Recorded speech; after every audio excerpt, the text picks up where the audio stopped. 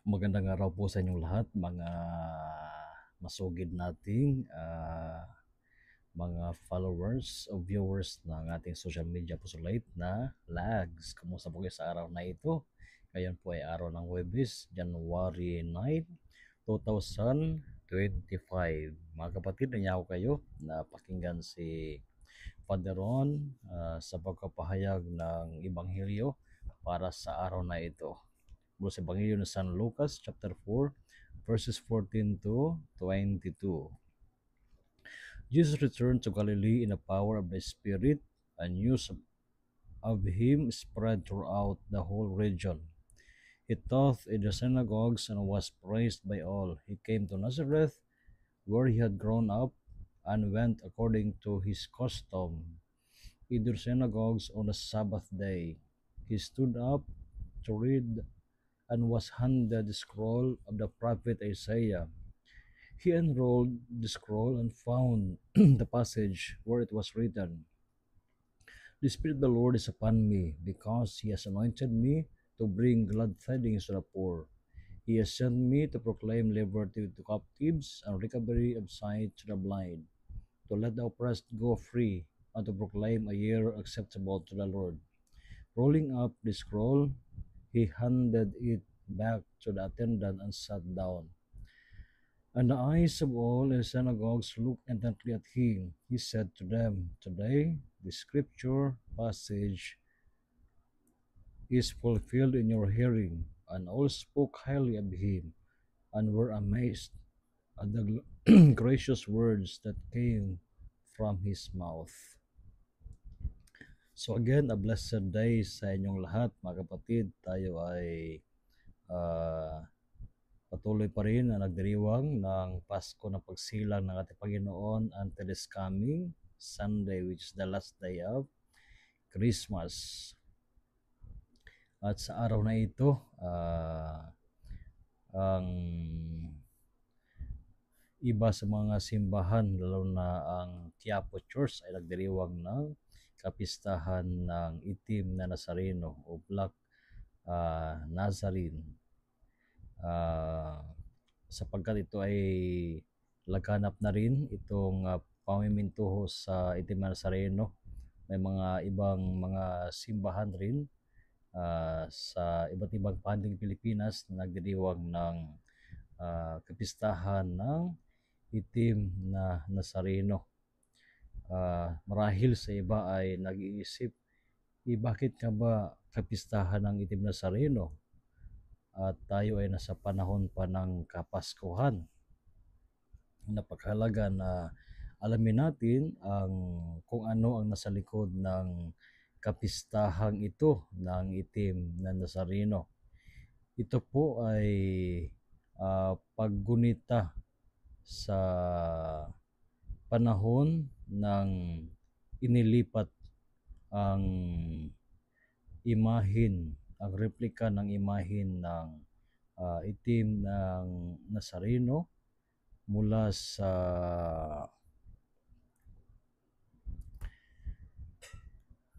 simbahan ng San Nicolas of Tolentino sa Intramuros ng Maynila between 1767 and 1787. Sabi rito, the replica image was transferred to Quiapo Church. Pope the Seventh bestowed apostolic blessing to those who showed devotion to the image. Ang imahe na ito ng Black Nazarene ay dumating noong 17th century na dinala sa Maynila by a galleon from Mexico. So napakatagal na panahon. So itong pag-transfer ng image mula sa simbahan ng Nicolas Tolentino sa Intramuros ay papuntang Quiapo Church ay itinatawag na translasyon. So, yun yung nasa likod ng pagdiriwang ng kapistahan ng Itim na Nazareno. At sa ating ebanghelyo ngayon, ating napakinggan ang mga salita ng ating Panginoon. The Spirit of the Lord is upon me because He has anointed me to bring glad tidings to the poor. He has sent me to proclaim liberty to captives and recovery of sight to the blind, to let the oppressed go free, and to proclaim a year acceptable to the Lord. At dinagdag pa ni Jesus, today the scripture passage is fulfilled in your hearing. Bakit nga ba ang Itim na Nazareno ay talagang mahal ng maraming mga Pilipino? Marami namimintuho sa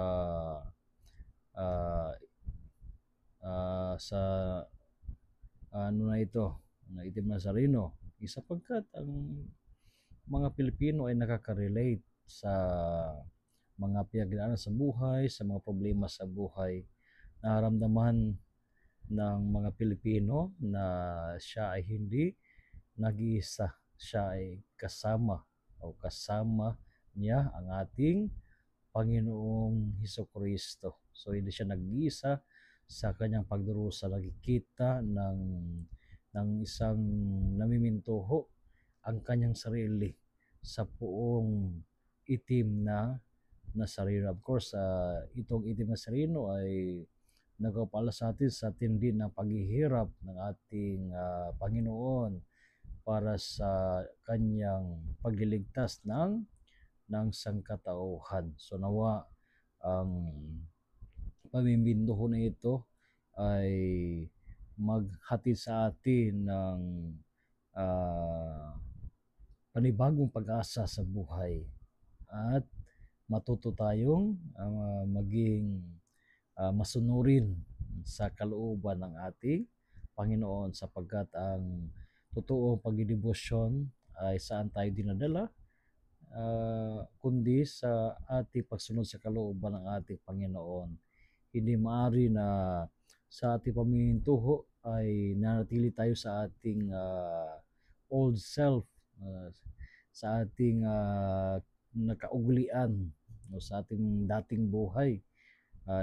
Datapwat inihatid tayo nito sa panibagong buhay. Ang buhay na bukas sa sarili sa pagsunod sa kalooban ng Diyos. Kaya mga kapatid, sapagkat sinabi ni Kristo sa Ebanghelyo, the scripture passage is fulfilled in your hearing. Ang mga ninanais ng Panginoon na ipinahayag ng mga propeta o ni Propeta Isaias noon ay nagkaroon ng katuparan sa ating Panginoon.